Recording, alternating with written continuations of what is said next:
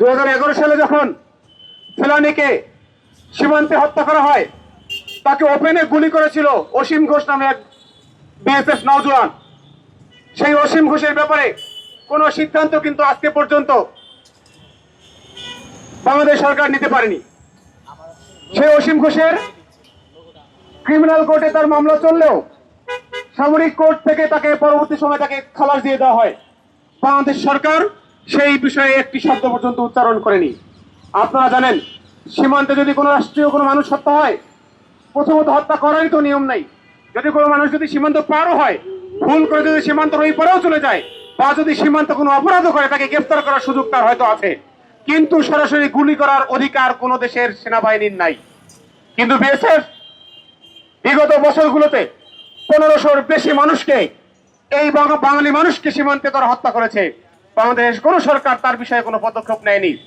ফেলানীকে যখন হত্যা করা হয়েছে, ইন্টারন্যাশনাল কোর্ট অফ জাস্টিসে তারা যে আন্তর্জাতিক আদালতে যে মামলা করবে, সেই মামলা পর্যন্ত বাংলাদেশ সরকার কিন্তু করেনি।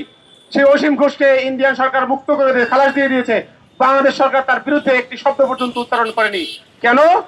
কারণ হলো বাংলাদেশের সরকার যারাই যখন ক্ষমতায় আসে, তারাই দেশকে ভারতের হাতে দেশকে তুলে দেওয়ার জন্য প্রস্তুতি নিয়ে থাকে। আমরা আজকে পত্রিকা খুললে দেখতে পাই, ইন্ডিয়ান হাই কমিশনের সাথে, ভারতীয় কূটনীতিকদের সাথে দেশের বড় বড় রাজনৈতিক দলের নেতারা গোপনে বৈঠক করা শুরু করছেন, যেন আগেই নাকে খত দেওয়া শুরু করছেন, কোনোভাবে আমাদেরকে ক্ষমতায় আনেন, দেশ আপনাদের হাতে তুলে দিতে আমরা প্রস্তুত আছি। আমরা বলতে চাই, এই দেশে জুলাইতে 2000-এর অধিক মানুষ নিজেদের জীবন দিয়েছে, হাজার হাজার মানুষ তাদের রক্ত দিয়েছে, হাত দিয়েছে, চোখের দৃষ্টিশক্তি দিয়েছে। এই দেশ পুনরায় ভারতীয় আধিপত্যকে কোনোভাবেই মেনে নেবে ইনশাআল্লাহ। আপনারা জানেন, ফেলানী হত্যার কোনো প্রতিশোধ, কোনো বিচার বাংলাদেশ সরকার চাইতে পারেনি। নতুন যে রাজনৈতিক দল গোপনে ভারতীয় কূটনীতিকদের সাথে গোপনে বৈঠক করছে, তাদের উপরে আমরা আস্থা হারিয়ে ফেলেছি।